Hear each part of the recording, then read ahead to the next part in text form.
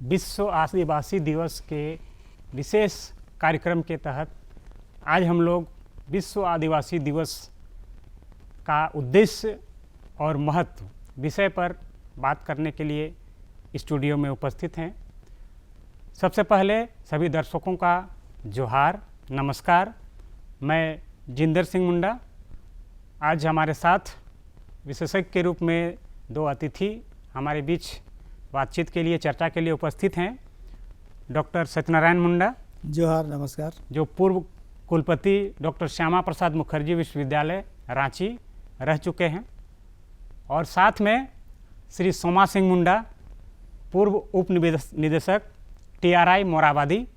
आप दोनों का बहुत बहुत स्वागत है स्टूडियो में। नमस्कार। जोहार। आज विश्व आदिवासी दिवस है और जैसा कि हम सभी जानते हैं, पूरा विश्व के जो आदिवासी हैं उनके लिए ये विशेष दिन है, ये पावन दिन है, और वर्ल्ड इंडिजिनस डे के रूप में भी हम ये जानते हैं। पूरे विश्व में, विश्व भर के जितने भी आदिवासी हैं इस दिन को एक विशेष उत्साह के साथ मनाते हैं, और वहीं आज यह खास दिन है। आज जिस प्रकार से हमारी स्थिति है, वहाँ विश्व के जो आदिवासी हैं उनके लिए जल जंगल ज़मीन का सवाल है, और कई ऐसे मुद्दे हैं जिन पर हम लोग चर्चा करेंगे। वैसे हम जानते हैं कि विश्व आदिवासी दिवस का जो इतिहास है वो 1982 से है, जब संयुक्त राष्ट्र सभा ने इसके बारे में चर्चा की। उसके बाद 1994 में ये बात वहाँ तक पहुँची कि विश्व के भर के जो 401 मिलियन आदिवासी निवास करते हैं उनके लिए एक विशेष दिवस रखा जाए जिस पर चर्चा हो। और इसी के उद्देश्य से 1995 से ये विश्व आदिवासी दिवस मनाया जा रहा है, और आज तक हम लोग मनाते आ रहे हैं। हालांकि प्रत्येक वर्ष ये मनाया जाता है और कई विषय आते हैं, कई इस पे चर्चाएं होती हैं। इन चर्चाओं के क्रम में जो इस वर्ष का थीम है, और वो थीम है स्वनिर्णय के लिए परिवर्तन के एजेंट के रूप में जो स्वदेशी युवा हैं, ये इस साल का थीम है। हालांकि आदिवासी जो विमर्श है वो विमर्श इसके केंद्र में है, तो हम लोग हमारे विशेषज्ञों से जानेंगे इस पर। तो सबसे पहले प्रोफेसर सत्यनारायण मुंडा सर से हमारा एक प्रश्न होगा कि विश्व आदिवासी दिवस, इसको मनाने का क्या उद्देश्य है? नमस्कार जोहार। हमारे पूर्वजों ने वर्षों से पहले से ही जल जंगल ज़मीन की रक्षा के लिए, सुरक्षा के लिए संघर्ष करता रहा है। जैसे कि हम लोग सभी जानते हैं, सिद्धू, कान्हू, चांद, भैरव, बिरसा मुंडा इत्यादि सभी ने इसके लिए संघर्ष किया है। तो इसका जो मूल उद्देश्य है, जिस प्रायः जो आदिवासी हैं और सभी प्राचीनतम समय से आदिवासी स्थिति में ही रहे हैं, लेकिन समय के परिवर्तन के आलोक में उस स्थिति को लोगों ने छोड़ा है। तो ये जो आदिवासी स्थिति जो है, प्रायः आदिवासी जिसके माध्यम से उनका सर्वाइवल होता है, जिसके माध्यम से जिंदा रहते हैं, उसी की पूजा करते हैं। इसीलिए जल जंगल ज़मीन इत्यादि की बात करते रहे हैं।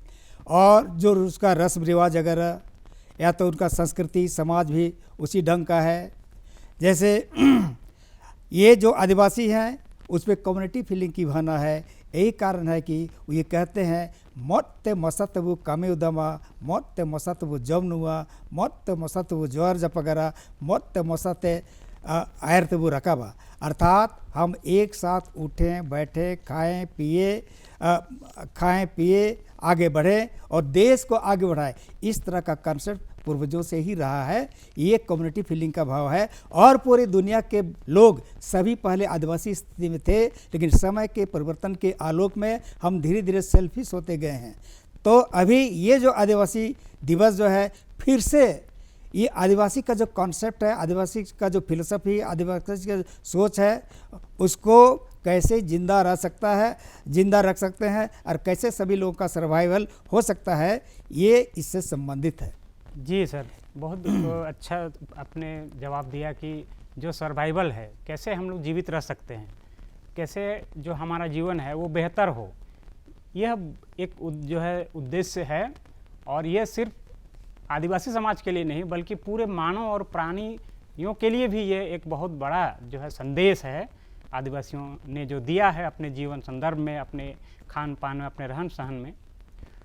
हम सोमा सिंह मुंडा जी से थोड़ा जानना चाहेंगे कि जो आदिवासी पूरे भारतवर्ष में लगभग 700 के हैं, उसमें झारखंड में 32 प्रकार के हैं। और क्योंकि आप उपनिदेशक भी रह चुके हैं जनजातीय शोध कल्याण संस्थान में, ये जो 32 प्रकार के जो आदिवासी हैं झारखंड में विशेष करके, इनकी क्या स्थिति है अभी के संदर्भ में अगर देखा जाए तो? सबको जोहार। झारखंड में 32 आदिवासी में मुख्य रूप से 5 आदिवासी जो अनुसूचित जनजाति हैं, मुंडा, उरांव, हो, खड़िया, उरांव, तो ये 5 मुख्य जनजातियों का जीवन स्तर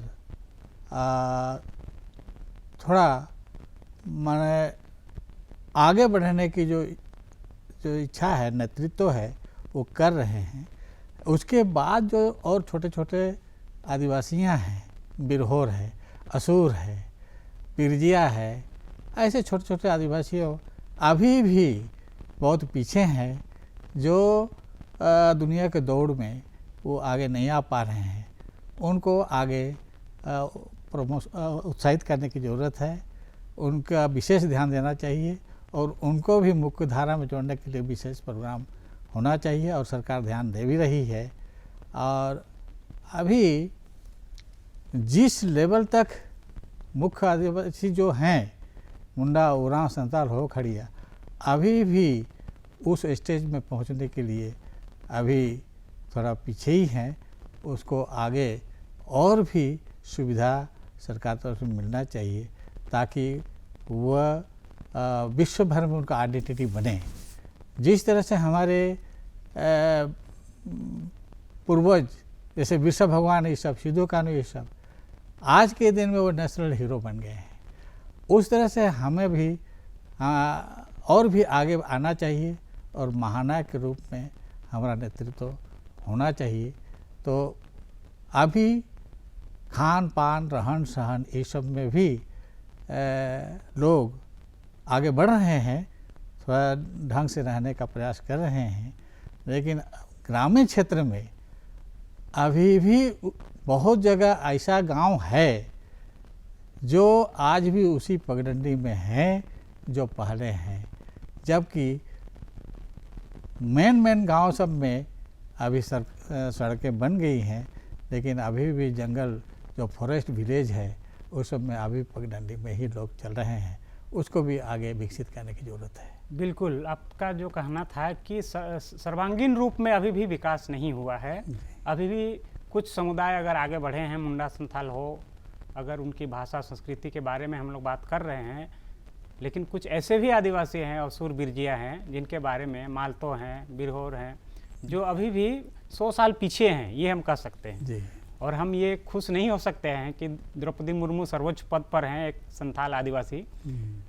इससे हम खुश नहीं होने वाले हैं, क्योंकि कई ऐसे आदिवासी हैं जो अभी भी गांव में हैं, जहां विकास की रोशनी अभी दूर है, कोसों दूर है। तो ऐसे बहुत सारे विषय हो सकते हैं जिस पर हम लोग जो है गहराई से, गंभीरता से उस पर हम लोग न सिर्फ बात करें बल्कि उसके समाधान के लिए भी कुछ उचित कदम उठाएं।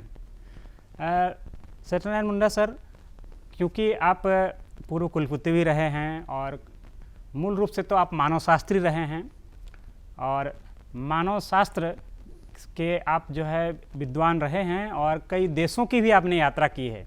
क्योंकि यह विश्व आदिवासी दिवस मनाया जा रहा है, तो विश्व के जो आदिवासी हैं उनसे भी आपका संपर्क हुआ होगा। हम लोग अमेरिका में रेड इंडियन कहते हैं, या जो प्राचीन साहित्य है उसमें दस्यु, निषाद, इन रूपों में भी हम आदिवासियों को जानते हैं। तो कमोबेश पूरे विश्व में आदिवासियों की एक जैसी स्थिति होगी, क्या ऐसा हम कह सकते हैं? जहाँ तक आदिवासियों की बात है, आदिवासियों के बारे में मेरा कहना है कि आदिवासी धनी होते हुए भी गरीब हैं, क्योंकि दुनिया के आदिवासियों की जो संस्कृति है ये भिन्न भिन्न है और जिंदा रहने के पॉइंट ऑफ व्यू से ही उसका संस्कृति अलग अलग है। जैसे कहीं आप देखते हैं प्राकृतिक बनावट से जैसे उत्तरी ध्रुव, दक्षिणी ध्रुव, वहाँ पर सब ये मेरे काफ़ी समय पर काफ़ी ठंडा लगता है, तो उसके सर्वाइवल के लिए अलग तरह का कल्चर है, यहाँ का अलग कल्चर है। और जैसे जहाँ तक हमारे भारतवर्ष की बात है, भारतवर्ष में आप देखते हैं कि विलेज सेटलमेंट के क्रम में लोगों ने जगह जगह पर जंगल छोड़ा है और उनको सरना, चांडी, जाहिर, उतूर, बासरना, बुरुसरना, देसाली सरना इत्यादि के नाम से लोग जानते हैं। और इसके बारे में प्रायः कहना है, पूर्वजों का कहना है, या तो कहते आए हैं या पूजा पाठ के क्रम में कहते हैं, सारना रे दारू कबो में गया दा का गमाया, सारना का पेड़ नहीं काटेंगे वर्षा नहीं होगी। बुरु सारना रे दारू कबो में गया, बुरु सारना का पेड़ नहीं काटेंगे, होया दा बराबरी कहते ना, वातावरण का असंतुलन होगा। इसी तरह से ये कहते हैं, जाहिर रे दारू कबो में गया, जाहिर सारना रे दारू कबो में गया, एक कुला चंग की बुआ, कुला जंग बुआ, जाहिर जो है, जाहिर का पेड़ नहीं काटेंगे, हमको बाघ का आक्रमण हो जाएगा, बाघ हमें खा जाएगा। इसी तरह से देसावली सर्रा दर कब हो गया, दुक्को ही जुगा, देसावली सर्रा का पेड़ नहीं काटेंगे, हमको ये बीमारी आ जाएगी। इसी तरह से कॉन्सेप्ट है। तो कहने का मतलब है पूरे जो दुनिया का जो भौगोलिक स्थिति अलग अलग है। कुछ लोग द्वीप समूह के अंडमान निकोबार इत्यादि द्वीप समूह में रहते हैं, जैसे ओंगेज, सोमपेन, जारवा, निकोबारीज। इसी तरह से कुछ लोग जैसे अभी चर्चा हो रही थी रेड इंडियन से अमेरिका में रहते हैं, कुछ अफ्रीका में रहते हैं। अर्थात पूरे दुनिया में उन लोग का रहन सहन, खान पान, आचार विचार, व्यवहार, रीति रिवाज इत्यादि बिल्कुल ही अलग है, एक दूसरे से भिन्न है। वो कल्चर के आलोक में हमारे भारतवर्ष में यदि आप देखेंगे, भारतवर्ष में जैसे सी हिमालयन रीजन है, जैसे उत्तराखंड में भी चक्राता एरिया है, वहाँ पर अलग तरह का ये कल्चर है। वहाँ का कल्चर है जैसे आप देखेंगे लगभग अक्टूबर आसपास से, अक्टूबर नवंबर के आसपास से बर्फ़ गिरने लगता है। उस समय ये महासू देवता की पूजा पाठ करते हैं और घर घर में बकरी की बलि चढ़ाई जाती है, उसको चूल्हा पर टांग देते हैं और रोज़ 1 किलो मीट खाते हैं ताकि वो सर्वाइव कर सके। अर्थात ये ठंडा से बचने के लिए उससे उनकी गर्मी प्राप्त होता है। जैसे जैसे उनका मीट खत्म हो जाता है और तो ये उनका जो जलवायु हो उसमें भी परिवर्तन आ जाता है। तब तक में जैसे 1 इंच, 1.5 इंच, 2 इंच तक बर्फ़ भी जमने लगता है। और उनका जो घर है खपड़ा से छारा हुआ नहीं है, बल्कि पत्थर के कपड़ा से फ्लैक्स से छारा हुआ है। तो इस तरह का कल्चर है। और वहाँ पर बहुपति विवाही परिवार है, बहुपत्नी विवाही परिवार है। तो इस तरह का है, सबको भाई बोलते हैं, सबको माँ बोलते हैं, कम्युनिटी फीलिंग है, सामूहिकता की भावना है। सामूहिकता की भावना के बिना ये सर्वाइव नहीं कर सकते हैं, जिंदा नहीं रह सकते हैं, चूँकि वहाँ पर उन्हें प्रकृति के साथ संघर्ष करना पड़ता है। यही कारण है कि आप देखते हैं जैसे वहाँ पर गुजरेंगे तो मान लिया रोड में मान लिया डीजीपी की गाड़ी भी यदि चलती है और एक यदि बस भी उधर से आती है तो बस वाले को प्रीफर किया जाता है कि वो लोग पहले पार हों, है ना। उसके बाद डीजीपी भी बाद में जाने लगते हैं। तो कहने का मतलब है अलग अलग जगह अपनी भौगोलिक स्थिति के अनुकूल ही अलग अलग तरह का कल्चर है। इसी तरह से हमारे जो झारखंड है या तो बिहार में हो सकता है, भूल गए, झारखंड है, उड़ीसा है, बंगाल है, वहाँ पर क्या करते हैं जंगल एरिया के जितने भी आदिवासी हैं उनको पहले देखा जाता है ये मौन मुका चेतन रे दरबो में गया आर एंड ये गुटा अर्थात 1.5 फीट के ऊपर में हम पेड़ काटे हैं और वहाँ पर उसको पत्थर से ढक दे। इसका कॉन्सेप्ट क्या है, इसका फिलोसफी क्या है? इसका फिलोसफी है पत्थर से ढकने पर जड़ सड़ता नहीं है वर्षा से, इसी तरह गर्मी से सूखता नहीं है, जिसके कारण कई एक ब्रांचेज निकलते आते हैं जो सोशल फॉरेस्ट्री का कॉन्सेप्ट है। इसी तरह से आप देखेंगे पूरे दुनिया में अलग अलग तरह का कल्चर है। जैसे आप राजस्थान में जाएंगे, वहाँ पर जो ट्राइब हैं वहाँ पर यदि कोई गलत काम करता है तो वहाँ पर चूँकि उनका जो आवागमन का साधन है ऊँट, तो ऊँट को कुछ दिनों के लिए रख दिया जाता है जिसको पनिश करते हैं, 7 दिन के लिए मनाही होती है, मैंने उनको जब्त किया जाता है, जिसके कारण वो नियम कानून का पालन करने के लिए बाध्य हो जाता है। जी सर। हाँ, इसी तरह से अंडमान निकोबार में नाव को ले लिया जाता है कुछ दिनों के लिए ताकि सोशल कंट्रोल किया जा सके। तो इसी तरह से सोशल कंट्रोल का जो स्वरूप है वो भी अलग अलग जी। आपका कहना है कि जो भौगोलिक ये है विशेषता है उसके आधार पर विभिन्नता है, बिल्कुल। लेकिन जो इन सब आदिवासी समूह में, विश्व के आदिवासी समूह हैं, उनमें एक समानता है, वो है सामूहिकता, बिल्कुल, सहजीविता, समन्वयता और सबसे महत्वपूर्ण है एकता। इसको अखड़ा संस्कृति हम लोग कह सकते हैं। बिल्कुल। तो आपने बहुत अच्छी बात कही, न सिर्फ झारखंड के बल्कि भारत और विदेश के परिप्रेक्ष्य में भी जो हमारी भारतीय परंपरा है, उस परंपरा में जो आदिवासी इंडिजिनस नॉलेज हम लोग कहेंगे, जिसको आजकल भारतीय ज्ञान परंपरा कही जा रही है, ये भारतीय ज्ञान परंपरा यहाँ है, आदिवासी जीवन संदर्भ में है, जिसके बारे में आपने बात कही। वैसे हम अगर आदिवासी कहें तो 2-3 चीज़ें आती हैं, भाषा, संस्कृति, धर्म, परंपरा, ये सारी चीज़ें।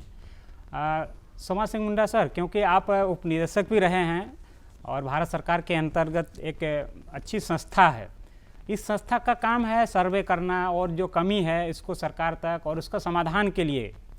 तो आज जो स्थिति है, हम तो कुछ भाषाओं की बात करते हैं जैसे मुंडारी, संथाली हो, खड़िया, कुड़ुक, लेकिन अन्य जो भाषाएं हैं उन भाषाओं के बारे में उस रूप में अभी तक हम मुख्य धारा में नहीं देख रहे हैं। तो इसके बारे में कैसे सर्वे हो, किस तरीके से उनको उसके संरक्षण के लिए, क्योंकि विश्व आदिवासी दिवस का मतलब ही है संरक्षण, कैसे जो हमारी खोती हुई परंपराएं हैं जो लगातार हमारे हाथ से छूटती जा रही हैं, उनको कैसे बचाया जाए, इसी उद्देश्य से विश्व आदिवासी दिवस मनाया जा रहा है। तो क्योंकि संस्थान के जरिए हम बहुत कुछ बचा सकते हैं, तो भाषा संस्कृति को किस रूप में संस्थान के जरिए बचा सकते हैं? किसी भी जाति के लिए या समाज के लिए उनकी जो संस्कृति होती है उसको आगे बढ़ाने के लिए जो अग्रणी है वह भाषा है। और भाषा जो है आपस में विचार विनिमय का एक साधन भी है। अब इन भाषाओं को अगर हम देखें तो बिल्कुल ही भौगोलिक पृथकता के तहत एक अलग ही पॉकेट बनाता है। मुंडारी क्षेत्र, कुड़ुक क्षेत्र, खड़िया क्षेत्र, हालांकि भाषा परिवार के आधार पर एक होते हुए भी, जैसे आज भाषा परिवार में आपका पंचपर्णिया, खरोटा ये सब होता है, लेकिन आदिवासी के लिए ऑस्ट्रोएशियाटिक भाषा परिवार में जो आता है मुख्य रूप में मुंडा भाषा है। और उसके तहत मुंडारी हो, खड़िया, संताली, बिरजिया, असुर, इस बहुत सारे तमाम जातियाँ छोटे छोटे सब इसी भाषा परिवार में हैं। लेकिन आपस में मेजर जो भाषा है मुंडारी हो, खड़िया, खुड़ुक, ये सब को अभी भी संरक्षण करने के लिए सही जगह मिला नहीं है। आज के दिन में एजुकेशन के पर्पस से विकास का जो एक जरिया अपनाया गया है और भाषा विकास का जो थ्योरी है टॉप टू बॉटम, जबकि और दूसरा थ्योरी है बॉटम टू टॉप। इन भाषाओं को आगे बढ़ाने के लिए, संरक्षित करने के लिए टॉप टू बॉटम थ्योरी में पढ़ाई तो हो रही है एमए स्तर तक, इसमें लिटरेचर की कमी भी आ रही है। और इन भाषाओं को संरक्षित करने के लिए बहुत संवैधानिक प्रावधान हैं। Article 350, article 350A, article 350B, ये संविधान में उसको बचाव करने का प्रावधान है। लेकिन अभी तक संताली और बोडो भाषा को छोड़ करके कोई भी ट्राइबल लैंग्वेज में, ट्राइबल भाषाएं 8 शेड्यूल में नहीं जा पाया है। उसको जो संरक्षण करना है, संवर्धन करना है, संपोषण करना है, तो 8 शेड्यूल में जाना जरूरी है। और उसके पहले राज्य स्तर पर कम से कम राज्य का द्वितीय भाषा के रूप में संरक्षित किया जाना चाहिए। बिल्कुल, बहुत अच्छी बात कही अपने।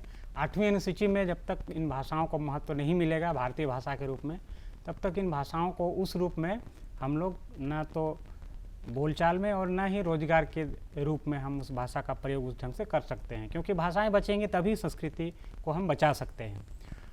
सत्यनारायण मुंडा सर, क्योंकि हम जानते हैं कि आदिवासियों की अपनी एक संस्कृति होती है, उनकी परंपराएं, खान पान, रहन सहन, ये सब विशिष्ट होते हैं।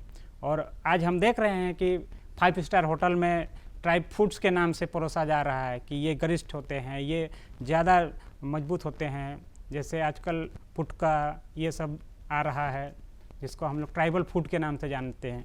तो ये पहले के हमारे जो पूर्वज थे वो ये सोचे होंगे क्या कि ये सारी जो खाने की चीज़ें हैं, चाहे साग हो, चाहे जो भी खाद्य पदार्थ हैं जिसको आदिवासी व्यंजन के रूप में जाना जा रहा है, तो ये कितना महत्व है आज के लिए? आज की जो फूड की श्रृंखला है जिसमें हम लोग फास्ट फूड कह रहे हैं, इस फास्ट फूड के समय में इन खाना या उन संस्कृतियों का क्या महत्व है? ये जहाँ तक आदिवासियों की बात है, वो हमारा पूर्व शिक्षित समाज है, पूर्व शिक्षित समाज है। वो ये हजारों साल के अपना एक्सपीरियंस है, और उसके आधार पर उन्होंने क्या खाना चाहिए क्या नहीं खाना चाहिए इसके बारे में उनको जानकारी है। जैसे आप देखते हैं पुटका या तो रुगड़ा, वो जैसे कई तरह के होते हैं, वो बोलते हैं तुम्बा पुटका, फिर सेता पुटका, फिर जाति पुटका, फिर चौके पुटका, मैंने कई तरह के मैंने पुटका हैं, कई तरह के मशरूम है। इसी तरह से काढ़ाई मैंने कहने का ये कई एक तरह के मशरूम्स है, कई एक तरह का रुगड़ा इत्यादि है जिसमें का प्रोटीन पाया जाता है। इसी तरह से आदिवासियों ने पूर्वजों से हजारों साल से उनका अपना ज्ञान है, देखते हैं कि जिसके माध्यम से वो सर्वाइव कर सकते हैं उसी को खाते हैं। जैसे रुगड़ा है, रुगड़ा तो खाते हैं। तरह तरह का साग, जैसे चौकेड़ा, बैंग साग बोलते हैं, मुई अड़ा, चिमटी साग बोलते हैं। इसी तरह कटाई अड़ा, कटाई साग, इस तरह मुनगा साग, कई एक साग है जिसमें कैंसर नहीं मिलता है, बिल्कुल सादा सीधा पकाते भी हैं। अर्थात ये जो आदिवासी स्थिति में जो भी व्यक्ति हैं या जो आदिवासी है, उनका जो खान पान अगर है बिल्कुल सरल है। तेल मसाला अगर बहुत ज़्यादा नहीं खाते हैं, अब बिल्कुल ही कम तेल मसाला का उपयोग करते हैं, बिल्कुल ओरिजिनल रूप में खाते हैं, जिसका कारण उनका स्वास्थ्य अच्छा रहता है। लेकिन अब हम धीरे धीरे अपने हिसाब से हम कहते हैं धीरे धीरे समय के अनुसार हम धीरे धीरे डेवलप करते जा रहे हैं। लेकिन होता क्या है, मान लिया आदिवासी स्थिति से थोड़ा सा आगे बढ़ गए, है ना, आगे बढ़ तेल मसाला का उपयोग, जैसे बुंडू जैसा छोटा टाउन, तमाड़ जैसा छोटा टाउन और भी छोटा टाउन खूब मिर्चा उर्चा लगाते हैं, तेल मसाला लगाते हैं, जिसके कारण पेट खराब हो जाता है। आप जाइए जिसको मैंने ये ऊपर लेवल जिसको कहते हैं, या तो आज की परिभाषा के हिसाब से सभी सोसाइटी भी कहा जाता है ना, वहाँ पर देखिए कि सबको आपको बॉयल अवस्था में ही मिलेगा। मीट हुआ, मछली हुआ, सब कुछ हुआ, या तो तेल मसाला का कम उपयोग किया जाता है, जिसके कारण हमारा स्वास्थ्य अच्छा रहता है। इसी तरह से खान पान के बारे में भी वही है, इसी तरह रहन सहन के बारे में भी है। जैसे आप आदिवासियों को देखेंगे बहुत कपड़ा कम पहनते थे, पहले कपड़ा कम पहनते थे। जैसे मुंडा अगर लगभग 1910 में ये एस.सी. राय ने किताब लिखी है मुंडा जर कंट्री, वहाँ पर देखेंगे फोटो वगैरह देखेंगे तो बिल्कुल कम कपड़ा पहनते रहे हैं। लेकिन धीरे धीरे समय के परिवर्तन के आलोक में घूंघट प्रथा, क्या प्रथा, ये सब मैंने कुछ भी नहीं दिखाते हैं। अब हम लोग ऊपर की ओर आ रहे हैं, आप फिर कम कपड़ा पहनने लगे हैं। जैसे ये जो हमारा जो आदिवासी समाज जो है आजकल, जैसे हर्बल लाइफ भी करते हैं, या तो और भी अलग अलग कोटक महिंद्रा क्या क्या आदिवासी का ही फॉलो किया जाता है। कहने का मतलब खान पान, रहन सहन, आचार विचार, व्यवहार, रीति रिवाज के मामले में हम अभी आदिवासी स्थिति में ही आ रहे हैं। तो इसको सभी को समझने की ज़रूरत है, क्योंकि पूरे दुनिया के लोग सभी आदिवासी स्थिति में रहे हैं। लेकिन जिसको अभी आदिवासी कहा जाता है उन्होंने अभी भी छोड़ा नहीं है और बहुत कुछ छोड़ चुके हैं। तो कहने का मतलब है जिंदा रहने के लिए, अच्छा स्वस्थ रहने के लिए, एक साथ काम करने के लिए, जैसे मोत्ते मोसातबु कामयुदोमा मैंने कहा, अर्थात मोत्ते मोसातबु कामयुदोमा मैंने जैसे अभी जो डेवलप स्थिति में क्या है, एग्जीक्यूटिव है, लेजिस्लेटिव है, जुडिशियरी भी है, उन लोगों को भी मिलजुल करके एक साथ काम करने की ज़रूरत है, ताकि सभी व्यक्ति का मेरे भलाई हो, सभी लोगों को आगे बढ़ने का मौका मिले। इसी तरह से जैसे हम कहेंगे, जैसे जन्मभूमि की बात करते हैं लोग, कर्मभूमि की बात करते हैं, तो जन्मभूमि कर्मभूमि की भी इज्जत होनी चाहिए। चाहे कोई भी व्यक्ति किसी भी स्थिति में हो, चाहे वो एडमिनिस्ट्रेशन में हो, चाहे वो स्टाफ के रूप में हो, चाहे वो जुडिशियल स्थिति में रहे, चाहे वो लेजिस्लेटिव का एक अंग के रूप में हो, तो सभी लोगों को कम्युनिटी फीलिंग अर्थात एक साथ काम करने की ज़रूरत है और लोगों के कल्याण के पॉइंट ऑफ व्यू से काम करने की ज़रूरत है। और जो वर्किंग प्लेस है उसका इज्जत होना चाहिए। तो वही है ये आदिवासी दिवस मेरे पॉइंट ऑफ व्यू से। जी नहीं, बहुत अच्छी बात आपने रखी सर। खास करके खान पान जो आपने बात कही कि खान पान जो अभी है सबसे मजबूत, जो इम्यूनिटी की बात आती है तो ट्राइबल फूड की बात आती है। और सबसे महत्वपूर्ण बात जो आपने कही कि जो साथ में लेकर के चलना, जो लोक कल्याण की भावना, ये इनके दर्शन में है। तो इसको हम लोग आदिवासी दर्शन भी कह सकते हैं। और ये आदिवासी दर्शन न सिर्फ आदिवासियों के लिए है, बल्कि पूरे इस चराचर जगत में जितने भी प्राणी हैं, वो मानव हो या मानवेतर हो, चाहे वो इंसान हो या पशु पक्षी हो, ये सबकी बात करते हैं, सबके लिए सोचते हैं, क्योंकि इनका जीवन ही प्रकृति है और प्रकृति ही संस्कृति है। प्रकृति के बिना इनका जीवन अधूरा है। चाहे आप पर्व त्यौहार कीजिए, देखिए, या इनके हर एक संस्कार में प्रकृति का अलग महत्व है। सोमा सिंह मुंडा सर, जो हमारे संस्कृति में खास करके आदिवासी संस्कृति की बात करते हैं तो गीत, संगीत, नृत्य इसके बिना अधूरा है। तो आज हमारे युवा जो आज की जो अंग्रेजी या जो विदेशी संगीत है उसकी ओर ज़्यादा रुख कर रहे हैं। क्या हमारे गीत संगीत में कोई संदेश नहीं बचा है अभी? क्या वो सिर्फ मनोरंजन के लिए है कि उसका भी अलग महत्व है? बहुत बढ़िया आपका प्रश्न है, इसलिए कि जनजातीय लोकगीत, लोक नृत्य, लोक कथा उनके लिए यही जीवन है। और इन लोकगीतों में उनका सांस्कृतिक पक्ष, उनका रहन सहन, खान पान, कैसे आचरण करना चाहिए, सारा चीज़ वर्णित है। और आदिवासियों के लिए ये सब जानने के लिए कोई प्रशिक्षण केंद्र नहीं है। वो अपने लोकगीतों के माध्यम से ही पीढ़ी दर पीढ़ी अपना संस्कार को आगे ट्रांसफ़र करते हैं जी। और उसके लिए उनका जो सांस्कृतिक स्थल होता है अखाड़ा बरकरार रखता था और उसमें ऊंच नीच की कोई भावना नहीं। उसमें सब एक साथ नाचते हैं, एक साथ गाते हैं और एक दूसरे को मैंने एक भाईचारा का बोध का संदेश देते हैं। ये एक सीखने की चीज़ है और जानने की चीज़ है। और बिना नाचे उनका शारीरिक गठन मजबूत नहीं हो सकता है। उसमें जो मानसिक तनाव जो होता है वो दूर हो जाता है जी। गाना गाने से, नाचने से।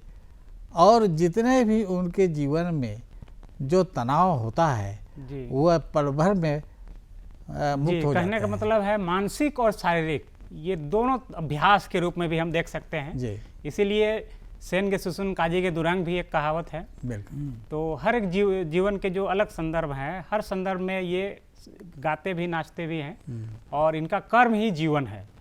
तो बहुत ही अच्छी बात आपने कही। और विश्व आदिवासी दिवस के उपलक्ष्य में हमने इतनी महत्वपूर्ण चर्चा की कि विश्व के जो आदिवासी हैं वो न सिर्फ अपना जीवन देखते हैं बल्कि पूरे जो मानव प्रकृति है, पूरे मानव प्रकृति में जितने भी प्राणी हैं और पशु पक्षी हैं, पहाड़ हैं, झरने हैं, नदियां हैं, इन सब का साथ लेकर के आगे बढ़ते हैं। जो आजकल नारा है सबका साथ सबका विकास, इनके यहाँ पहले से है और ये सबको साथ लेकर चलने की बात करते हैं। एकला चलोरो की भावना यहाँ नहीं है। और पूरे विश्व के आदिवासी आज केंद्र में हैं। आज पूरा विश्व इनको देख रहा है और इनके जो भी दर्शन हैं उस दर्शन के आधार पर अपने आप को जो है ढालने का प्रयास कर रहा है। तो ये बहुत अच्छी बात है। हमारे जो पुरखा हैं उनके उन विचारों को, उन आचारों को, उन परंपराओं को जीवंत रखने के लिए ये विश्व आदिवासी दिवस बहुत महत्वपूर्ण है और इस महत्व को हमें आगे तक ले जाना होगा। इस अवसर पर आप दोनों का स्टूडियो में बहुत बहुत धन्यवाद कि आपने बहुमूल्य समय दिया। आप सबका एक बार जोहार।